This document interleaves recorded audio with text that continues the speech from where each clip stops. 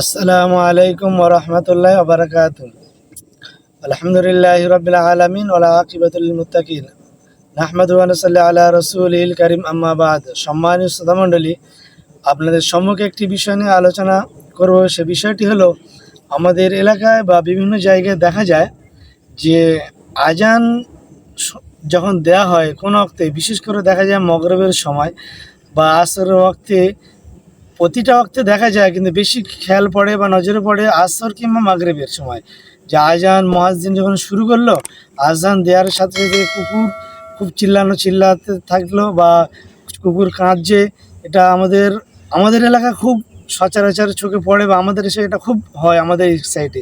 বাকি অন্যান্য জায়গায় মানে কতটা হয় আমি জানি না, তা বিভিন্ন জায়গাটা হয়, তার থেকে বেশি আমাদের জায়গাটা এটা বেশি হয় বলে মনে হয়।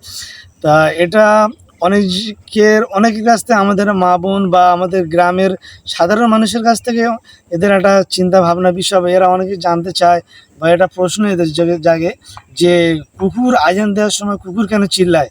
কুকুরের আমরা তখন মারতে থাকে, তাড়াতে থাকে, কুকুরের ওপর তখন অন্যরকম অত্যাচার করতে থাকে, যে সারাক্ষণ তুই চিল্লাচ্ছিস না, আর আজান দেওয়ার সময় তুই চিল্লাচ্ছিস, কারণটা কি?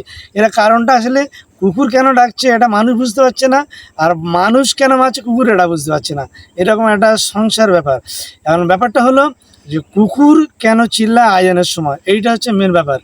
ব্যাপারটা হলো যে আজান যখন দেওয়া হয়, হাদিস শরীফের মধ্যে এসছে, যখন আজান দেওয়া হয় তখন শয়তান আজানের আওয়াজ শুনে খুব জোর ছুট মারে, এত জোর দৌড়াতে থাকে, মানে সেই শয়তানকে দৌড়ানো দেখে কুকুর একমাত্র দেখতে পায়। যখন কুকুর দেখতে পায় তখন কুকুর সেটা ভয়ে ঘাবড়ে গিয়ে কুকুর তখন ওই চিল্লাতে থাকে বা কাঁদতে থাকে। আমি ব্যাপারটা আমরা তো জানি না। এবার সেই সময় মানে শয়তানকে তো মানুষ চোখে দেখতে পায় না, একমাত্র জানোয়ার বা পশু পাখি এরাই শয়তানকে দেখতে পায়। অতএব শয়তানের পালানোটাকে যখন কুকুর যখন জানোয়ার দেখতে পায়, তখন তারা জোরে চিল্লাতে থাকে, কাঁদতে থাকে। এটাই হচ্ছে মেন কারণ, মেন বিষয়বস্তু। এতে ভয়ের কোনো কারণ নেই বা অন্যান্য কোনো চিন্তার কোনো কারণ নেই। অতএব এই সময় এইরকম যখন পরিস্থিতি হয়, অনেক সময় এটাও একটা আওয়াজ ওঠে যে কুকুর কাঁদছে বা চিল্লাচ্ছে বলে হয়তো গ্রামে কোনো বালা মুসিবত বা বিভিন্ন রকম একটা কুসংস্কার বা মনের ভাবনা আসে। অতএব এটা কোনো ভয়ের কারণ নেই, বা এটা কোনো মনের মধ্যে বিভ্রান্ত কোনো কারণ নেই। এরকম ওটা হওয়াটাই শয়তানের কারণে এরকম কুকুর চিল্লায়।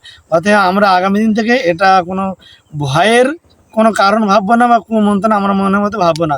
আর এই কুকুর চিল্লায় এর একটা দলিল হলো ফতেহা মাহমুদিয়া 16 নম্বর খণ্ডায় 206 নম্বর পৃষ্ঠা, এটা ফতেহা মাহমুদিয়া এই রকম উল্লেখ আছে। অতএব আগামী দিন থেকে আমরা এই কুকুর চিল্লানো আজানের সময় এই নিয়ে আমরা বেশি মানে টেনশন করব না, বা কুকুরকে আমরা মারতে যাব না। অতএব এর থেকে আমরা সবাই সচেতন থাকবো। আল্লাহ তাআলা আমাদেরকে সবাইকে দিনের সঠিক বুঝ দান করুক, এবং দিনের সহি জ্ঞান আমাদের প্রত্যেকে দান করুক। আমিন। ওয়া আখিরু দাওয়ানা আনিল হামদুলিল্লাহি রাব্বিল আলামিন। আসসালামু আলাইকুম ওয়া রাহমাতুল্লাহি ওয়া বারাকাতুহু।